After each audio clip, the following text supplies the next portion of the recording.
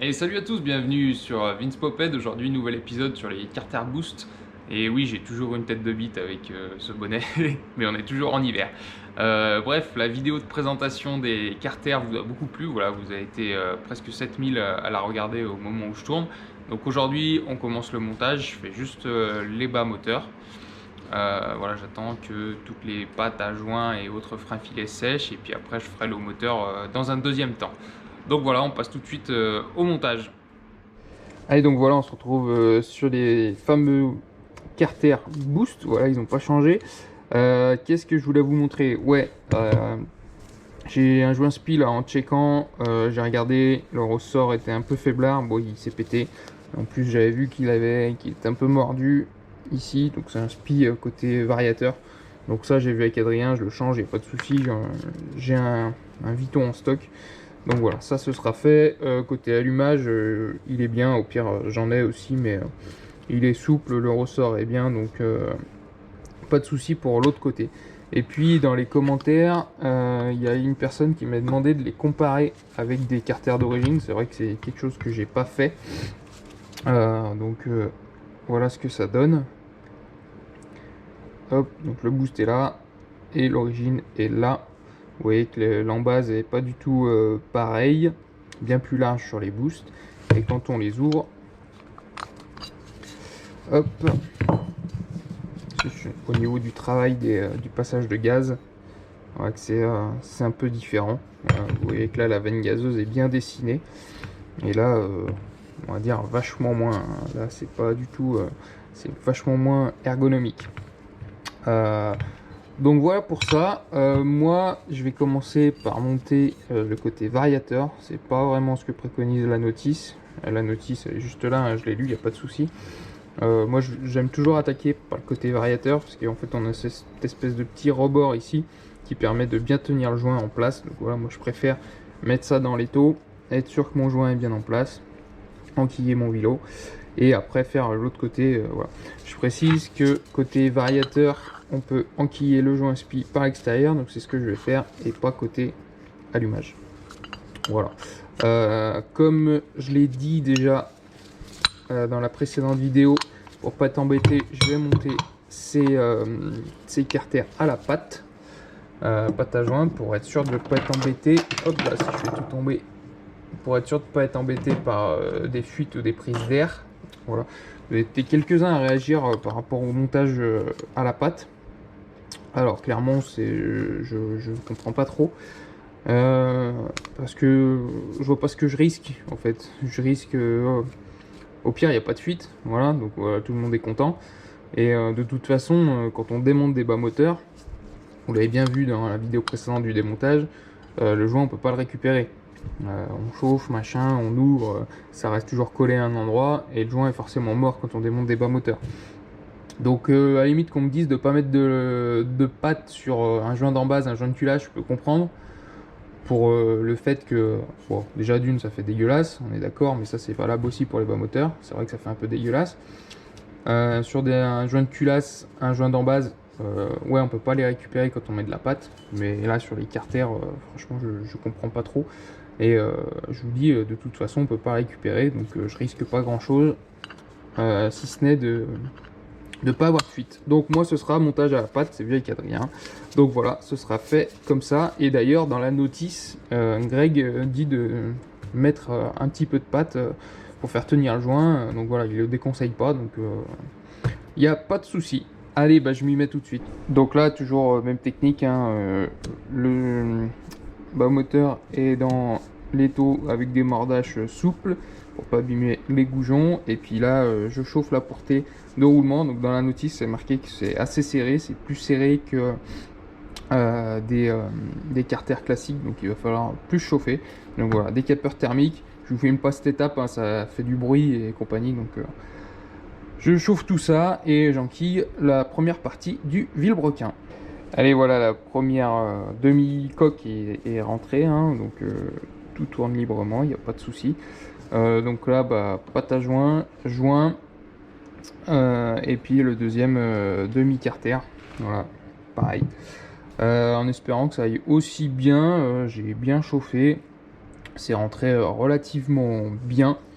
Dans la notice, ils disent qu'il faut chauffer aux alentours de 150 degrés, c'est ce que j'ai checké avec le petit thermomètre laser. Donc voilà, ça suit son cours.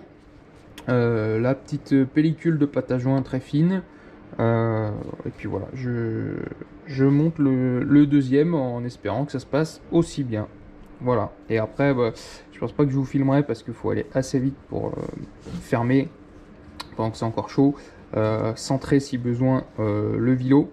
Voilà, taper sur les vis, vite fait pour essayer de le centrer tant que c'est encore chaud. Donc voilà, je vous refais un plan une fois que tout ceci est monté. Allez, voilà, les deux carters sont montés, le vilo est centré. Voilà, bon, il me reste à découper un peu les petites parties de joint qui restent. Mettre le deuxième joint spi, resserrer tout bien au couple tranquillement. Mais vous pouvez voir que voilà, le vilo tourne hyper librement. Ouais, je force pas du tout, hein. Et ça tourne nickel, donc voilà, plutôt bonne nouvelle. Bon, après, voilà, je vous le cache pas, un petit trait de pâte à joint, mais bon. Alors j'ai changé, hein, maintenant j'utilise CAF 1. Voilà, comme la plupart des préparateurs et autres réparateurs.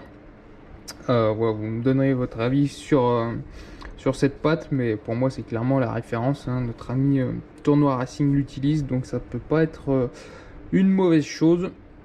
Elle est utilisée aussi dans l'aéronautique, donc bon, je pense qu'on peut s'y fier. Ça résiste aux hydrocarbures, ça tient jusqu'à je crois 275 degrés de mémoire. Et bon, c'est plus cher, mais bon, si la qualité est là, moi ça me dérange pas. Donc voilà, là pour le moteur d'Adrien, au moins il part serein avec ce bas moteur monté à la patte. On est sûr qu'il n'y aura pas de fuite. Allez, voilà, ça fait déjà un petit peu plus propre avec bah, voilà, tous les petits bouts de joint enlevés, les plans de joint nickel. Hop, je sais pas si vous verrez bien. Voilà, plan de joint nickel, tout est bavuré des petits bouts de joint qui pourraient faire chier. Pareil à l'admission. Hop, le joint spi Viton monté côté variateur. Là, je vais en profiter. Je vais mettre la pipe d'admission. Ensuite, sabot moteur. Qu'est-ce qui me reste aussi? Et puis après, je pourrais remettre le moteur sur l'étau pour fixer les 4 goujons. Et je pense que je mettrai aussi la platine d'allumage. Et ce sera déjà pas mal pour aujourd'hui. Donc maintenant, pipe d'admission. D'ailleurs, je voulais vous montrer un petit truc là-dessus. Je vous montre ça tout de suite. Voilà, donc on retrouve notre pipe d'admission et nos clapets qu'on avait au démontage. Bon, sur les clapets, rien à dire. Le joint passe bien autour et les clapets sont libres.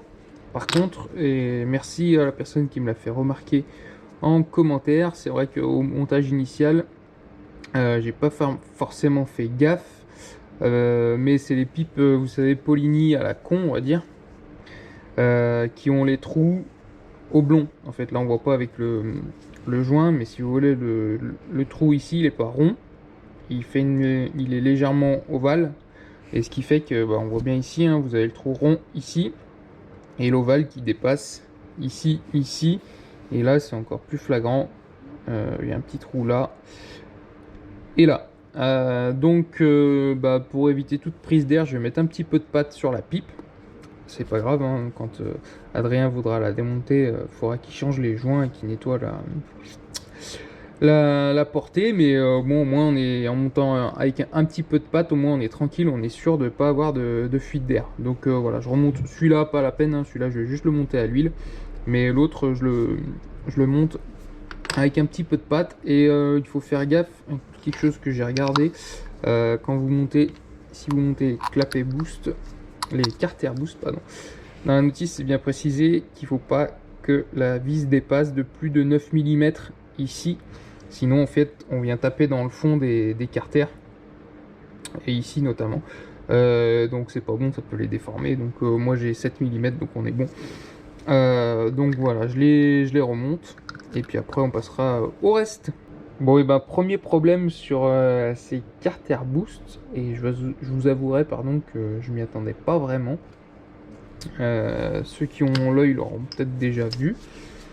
En fait, pour mettre les clapets, ici vous avez une petite gorge, enfin c'est légèrement creusé pour que les têtes de vis puissent s'encastrer en fait à l'intérieur comme ça. Et en fait, moi ce qui se passe, je vais essayer de vous montrer. Voilà, en fait là il y a, allez, un peu plus d'1 mm, mais en fait les clapets n'arrivent pas en appui. Vous voyez là, je force et en fait la tête de vis ne rentre pas à l'intérieur des clapets, des carters, pardon. Donc ce qui fait que le joint ne peut pas venir en appui. Alors soit il faudrait mettre des joints de 2 mm et surélever un peu le tout, soit peut-être d'autres clapets qui sont plus épais, notamment les Athena, je crois qu'ils sont plus épais, soit recreuser un petit peu à l'intérieur. Je pense que c'est ce que je vais faire. Je vais prendre des marques et percer en fait juste 1 mm, juste histoire de faire passer la tête de vis ici. C'est dommage, obligé un peu d'adapter cette pièce. J'ai comparé un petit peu avec l'origine. Bon, ils sont pas très chouettes, hein, mais ici vous voyez que c'est beaucoup plus creusé. Et forcément, là, il n'y a pas du tout de souci. Vous voyez, on vient bien plaquer. Donc voilà, petite déconvenue. Bon, c'est pas grand chose, mais ça fait toujours un peu chier. Donc voilà, je vais essayer d'adapter quelque chose, faire quelque chose de propre. Et je vous montrerai tout ça. Alors, par où commencer? Je vous ai laissé avec des clapets qui s'adaptaient pas très bien. Clairement, je vous le dis, là j'en ai ras le cul, ça fait 1h30 que je suis dessus. Je sais pas, je veux pas incriminer la pièce. Il y a peut-être un défaut de moulage, quelque chose, une série cette série qui est pas bonne, les clapets peut-être qu'il faut pas utiliser ce type de clapet. Je sais pas. Bref. En tout cas, j'ai dû adapter. Donc j'ai horreur de faire ça parce que là j'ai gratté à la Dremel dans des carters qui sont montés. Il y a un peu de limaille dedans, il va falloir que tout je nettoie pour être sûr de pas avoir une merde. Et j'ai horreur de ça car c'est pas mon moteur. C'est à dire que si je fais la moindre erreur, que je mets un coup de Dremel qui perce les carters ou qui, je sais pas, qui fait une grosse merde, et ben c'est pas ma pièce. Adrien il a payé ça plus de 100 balles, voire plus avec les frais de port. Clairement, faut pas trembler quoi avec le Dremel. Et moi je suis pas tourneur-fraiseur, c'est pas mon métier. Moi je fais ça par passion dans mon garage. Donc voilà, franchement, je l'ai fait. J'avais le stress de faire une connerie. Ça fonctionne. Alors je vais vous montrer de plus près. Hein. Allez-y, lâchez-vous dans les critiques. Hein. Moi je vous l'ai dit, c'est pas mon métier. Ce que j'ai fait, j'ai d'abord percé 2 trous de 6 mm pour essayer de faire passer ces putains de têtes de vis. C'était mieux, mais c'était pas terrible. Ensuite, je me suis rendu compte que c'était la patte qui tenait les lamelles là, enfin la patte qui forçait sur les carters. Donc je l'ai usiné aussi, mais pas trop parce qu'il faut que les têtes restent toujours en appui. Et après, si je peux pas gratter là, il fallait que je gratte là. Une fois que j'ai gratté là de 1 mm à peu près, ça n'allait toujours pas. En fait, à l'endroit où se passe la courbe là sur les clapets, et ça marchait pas. Donc j'ai dû gratter aussi un petit peu plus haut. Voilà. Donc maintenant, hop, oui, il n'y a plus aucune résistance. Les clapets sont bien à plat. Voilà. Donc, je le répète, hein, j'incrimine pas Greg. J'espère qu'il verra cette vidéo et qu'il pourra m'apporter des éléments de réponse. Mais clairement, j'en ai chié pendant 1h30 avec la peur au ventre de faire une connerie. Je pense que je vais laisser comme ça. Certes, il y aurait toujours moyen de faire mieux et de lisser au Dremel, mais j'ai tellement peur de faire une connerie. Là, ça passe. D'ailleurs, là, pour être transparent avec vous, j'ai fait une petite rip. Là, je vais devoir reprendre un peu le plan. clairement là ça me fout les boules. Quand j'ai monté ces clapets là, je pensais prendre du bon temps et voilà, monter ça par passion et que ça irait tout seul. Et ben non, il y a encore besoin d'adapter. Donc franchement, là ça me saoule. Donc je vais arrêter là. Je vais bien tout nettoyer mes carters et après je passerai à la suite.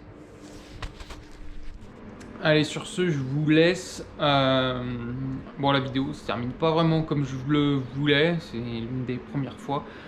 Bon, comme je vous le redis, je suis transparent, hein, je vous montre, j'aurais pu rien vous montrer, monter les clapets et dire ah bah c'est bon, ça s'est très bien passé.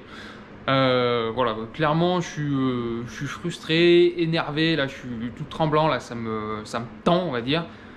Parce que voilà, quand c'est pas nos pièces, il faut encore faire 2 fois plus attention. Donc voilà, sur ce, je vous laisse. Si ça vous plaît, bah, abonnez-vous. Si ça vous plaît pas, abonnez-vous pas. Voilà. À plus. Ciao.